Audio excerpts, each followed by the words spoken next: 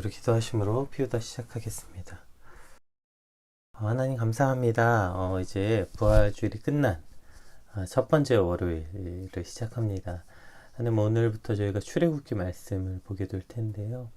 부활 후 첫날 우리에게 또 어떻게 살아가라 말씀하시는 주의 음성을 또 듣게 하시니 감사합니다.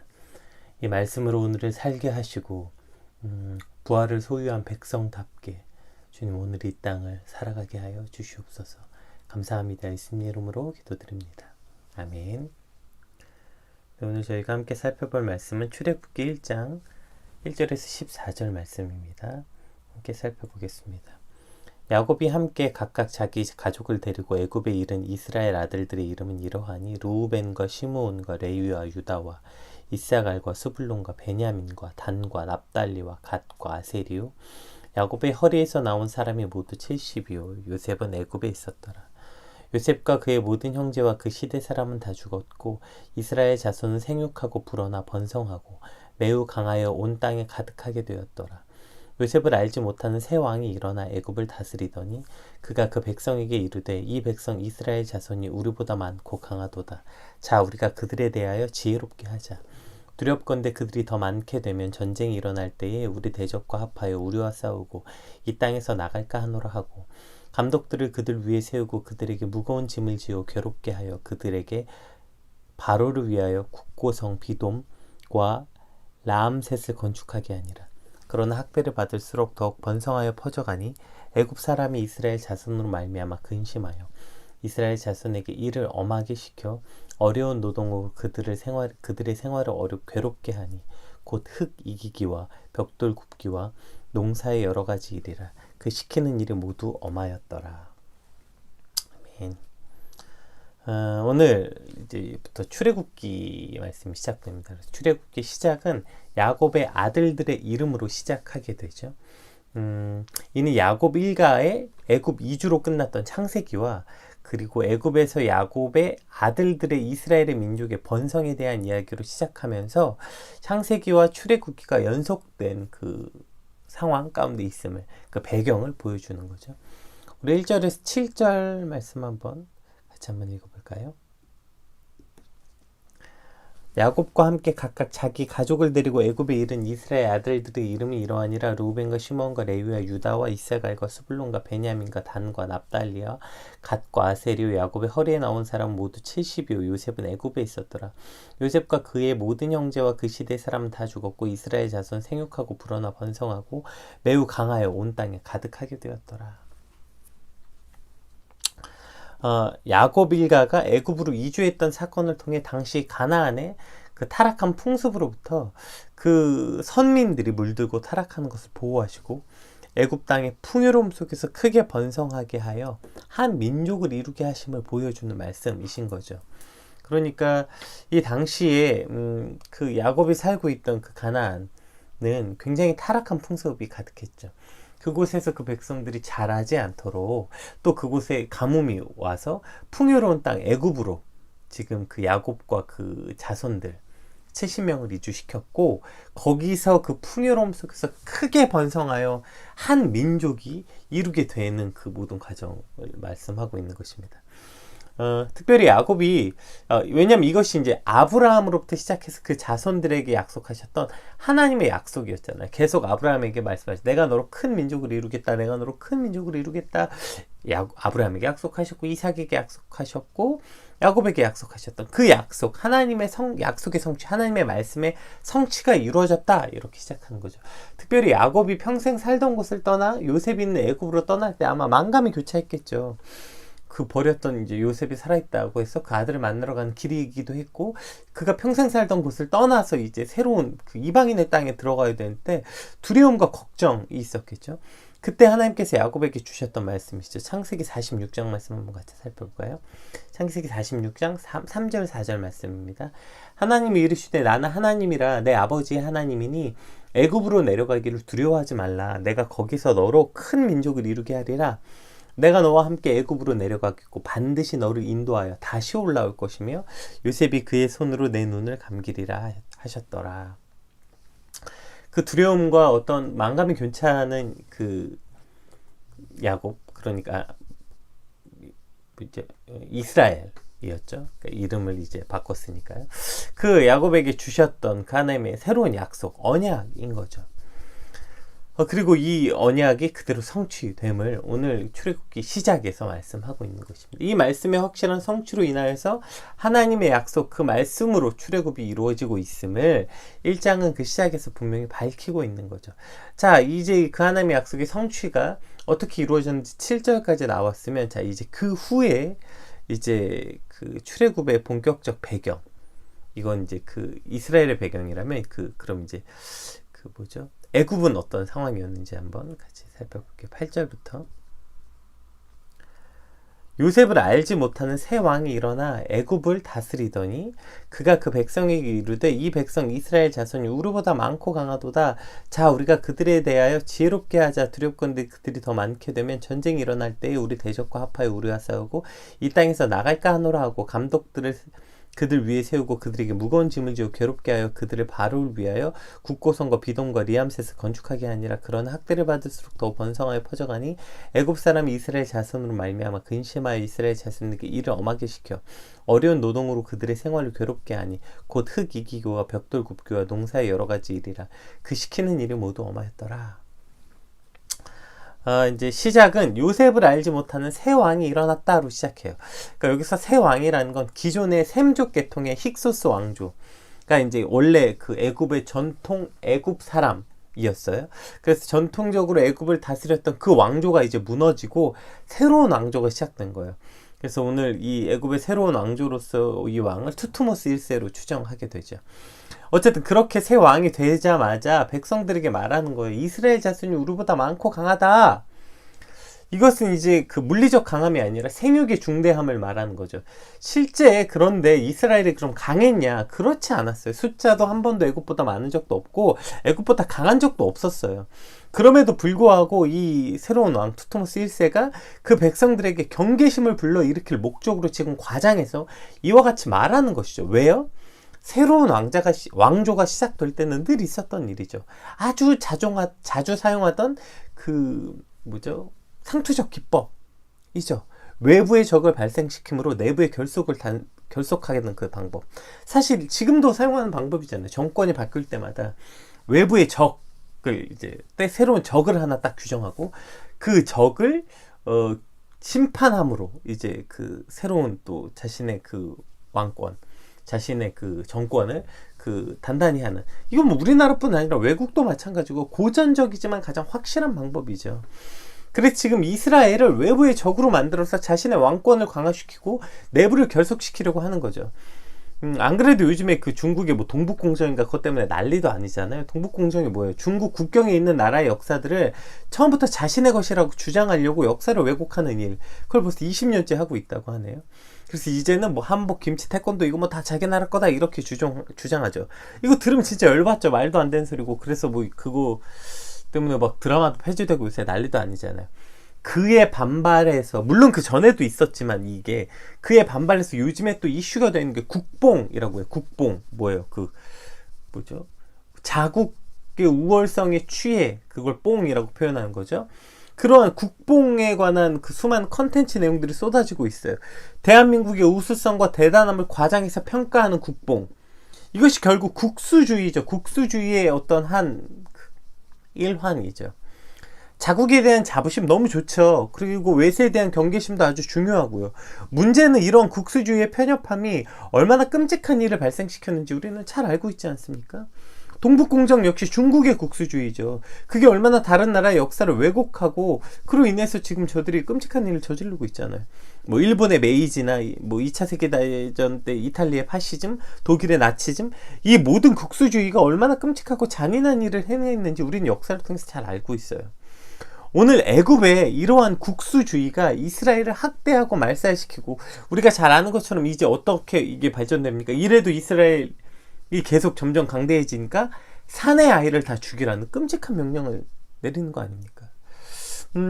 따라서 이런 국수주의는 우리가 경계해야 하는 것입니다. 문제는 이것이 신앙 안에, 교회 안에서도 이와 같은 일을 자주 만나게 되고, 아니 어찌 보면 너무 부끄럽게도 교회 하면 국수주의가 떠오른다고 합니다. 교회가 국수주의의 어떤 대표적으로 일어나요. 왜 그렇게 되는 거예요?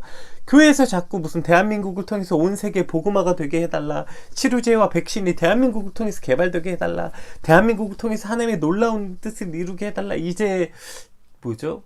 제2의 이스라엘이 대한민국이다 라거나 이러한 형태로 이것을 믿음을 가졌다고 말하면서 하나님의 은혜와 사랑을 실천해야 되는 교회가, 우리 교회, 대한민국 교회가 엄청나고 대단한 일을 하고 있는 것처럼, 국뽕이죠, 국뽕. 이건 뭐라고 말해야 됩니까? 대한민국 교회뽕인가요? 네, 뭐 이러한 태도를 가지고 왜곡된 국수주의적 생각으로 말하고 그것을 기도 제목으로 내고 무슨 국가와 민족을 위한 기도회인가? 뭐 거기서 나온 기도 제목 보면 정말 이 국뽕입니다. 딱 저 국뽕. 예, 이것이 우리가 경계해야 되는 일인 것이죠. 왜요? 그것이 큰 교만함이기 때문입니다. 그것이 어디서부터 시작됩니까? 그 국뽕을 통해서 우리 스스로의 어떤 그 내부를 결속시키고 그로 인해서 교만하게 되는 것이죠.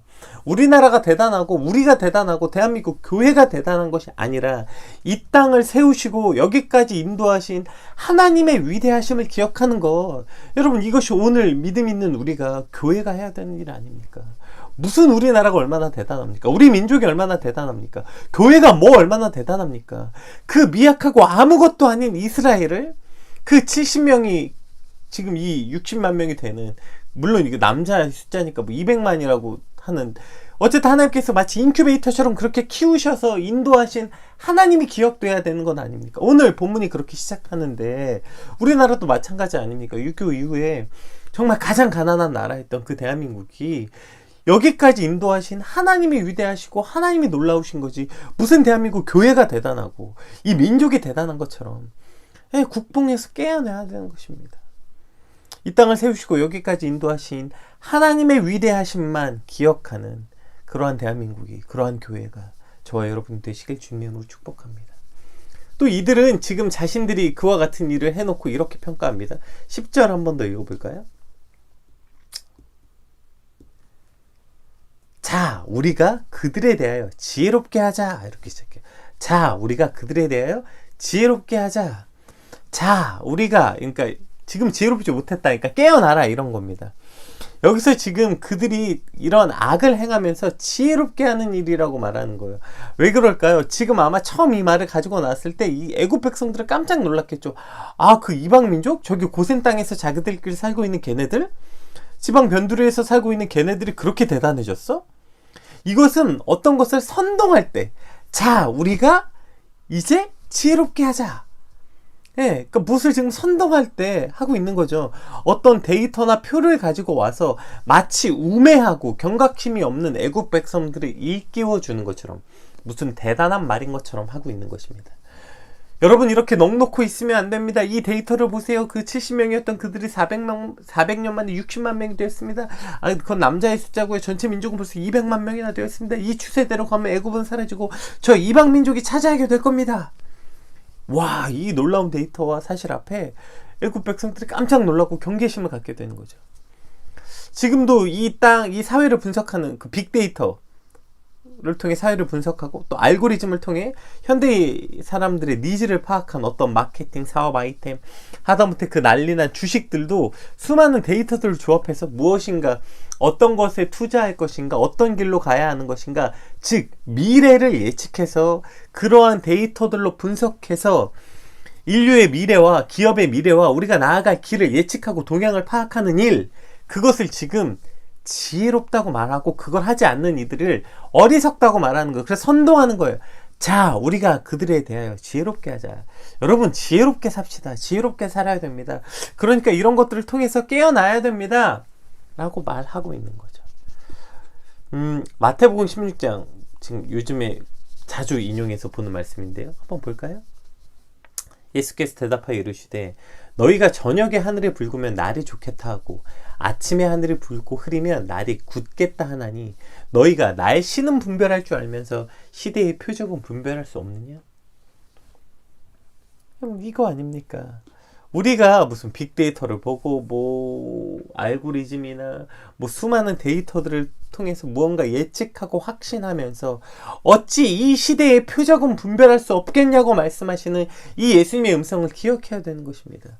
소름 끼치게 점점 정확해지는 빅데이터, 알고리즘, 마치 우리의 머릿속에 들어왔다 나온 것 같은 어떠한 그러한 기술의 개발, 이것이 우리의 미래를 결정하는 것이 아니라 오직 하나님의 말씀과 섭리가 우리의 미래를 결정하는 것입니다. 수많은 데이터들을 종합해서 결론을 내리고 그것이 지혜로운 것이 아니라 오직 지혜의 근본이신 하나님께로부터 결론이 나는 것, 이것이 바로 지혜로움입니다. 그런데 자신들의 인간의 어떠한 것들을 가지고, 인간의 지혜로움을 가지고 지혜롭다고 말하는 것, 결국에 그 지혜로움이 뭐였어요?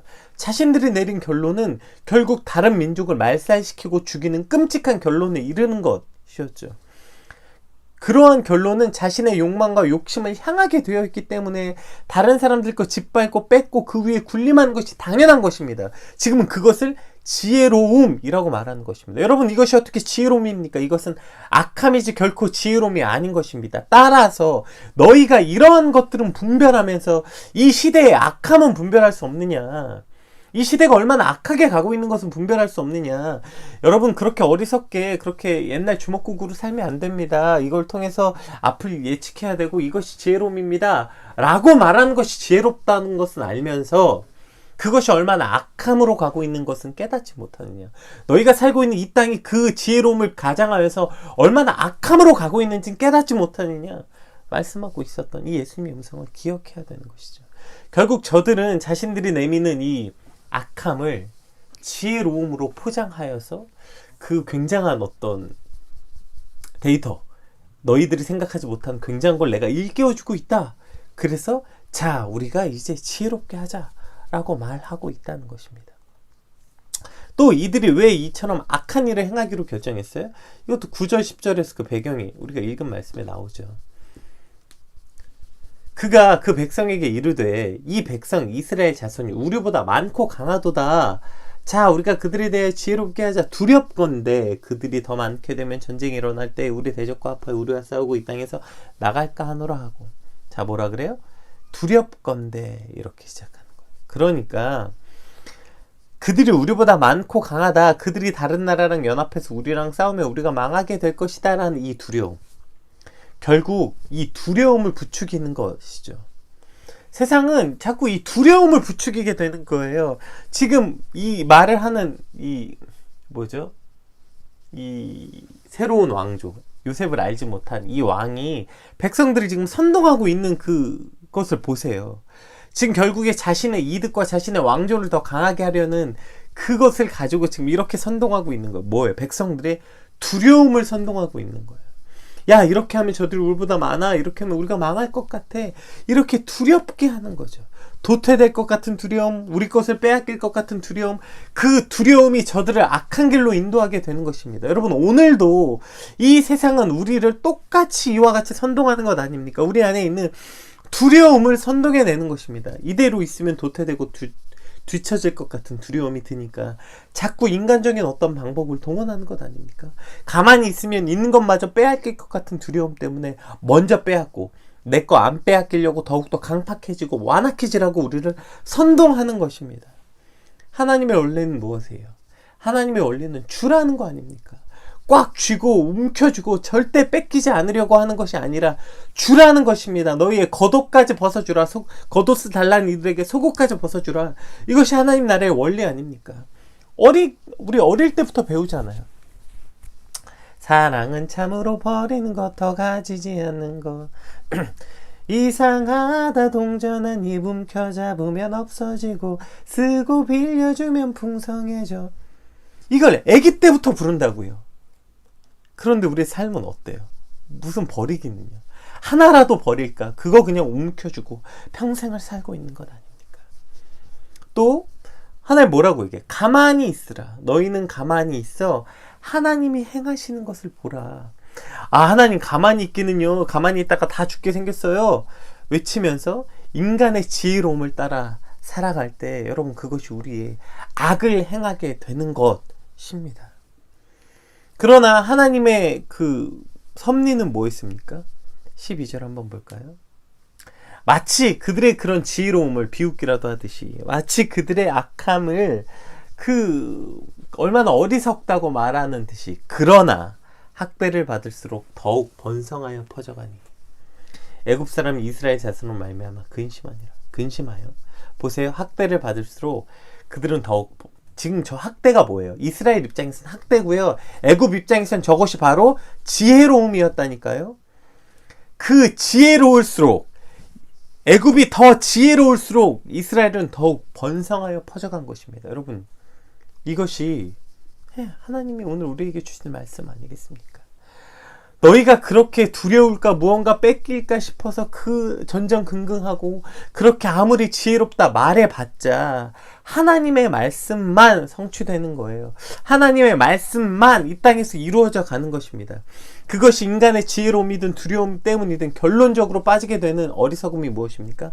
바로 하나님을 기억하지 못하게 된다는 것입니다. 그러니까 이 모든 섭리와 주권이 하나님께 있음을 기억하지 못하게 되는 어리석음. 저들이 어떠한 지혜로움으로 대처하든 하나님의 섭리로 이스라엘은 더욱 번성해졌습니다. 이것이 하나님의 언약이고 하나님의 말씀입니다. 그들이 어떤 두려움으로 악을 행하든 하나님께서는 결국 그들의 악을 통하여서 이스라엘 백성을 인큐베이터에서 잘 양성해서 출애굽시키시는 하나님의 섭리, 그것을 이루어 가고 계시는 것입니다. 오늘 이제 부활주일이 끝난 첫 번째 주일을 시작합니다. 예수 그리스도의 부활을 소망한 우리가 이제 세상에 나아갑니다. 부활을 소망했다는 것은 무엇입니까? 우리가 이제 부활을 통해서 우리도 새로운 삶, 새로운 것으로 시작해서 새로운 삶을 살아간다는 소망이 되는 것 아닙니까? 죽은 줄 알았고 끝난 줄 알았고 이제 모두가 다 끝이라고 여겼던 그것이 끝이 아니라 이제 새로운 몸, 그래서 너희는 이 피와 살을 먹고 마시라. 그것을 먹고 이제 새로운 몸과 새로운 피조물이 되어서 예수 그리스도와 함께 새로운 부활의 소망을 꿈꾸는 우리, 그러한 우리가 부활을 꿈꿨다고 말하고 그저 계란 하나 까먹고 그저 똑같은 어제와 지난주와 똑같은 오늘을 살아내는 것이 아니라 오늘 하나님의 섭리와 계획을 바라보는 것, 따라서 두려움으로 전전긍긍하지 않고, 여러분, 그 두려움은 우리를 자꾸 악한 길로 인도하게 되는 것입니다. 또 인간의 지혜로움, 막 그거 굉장한 데이터, 와 그거 대단하다, 야 저게 대단하다, 이런 것에 휘둘리는 것이 아니고, 여러분, 인간의 지혜로움으로 이 땅이 이루어지는 것이 아니라 오직 하나님의 섭리가 저와 여러분이 살고 있는 이 땅을 이끌어가고 있다는 믿음으로 살아가는 저와 여러분이 되시길 주님으로 축복합니다. 이제 한 주를 시작한 오늘 그 믿음을 주시옵소서. 인간의 지혜로움이 아니라, 인간의 두려움이 아니라 오직 주의 말씀과 섭리를 따라 살아가고 그것을 믿고, 그래서 그렇게 전전긍긍 막 난리피지 않고 가만히 하나님이 행하신 일을 바라보는 주님, 그러한 믿음으로 한 주를 살게 하여 주시옵소서. 우리 오늘 받은 말씀 놓고 한번 같이 간절히 기도하고 하루를 시작하도록 하겠습니다. 우리 같이 기도하겠습니다.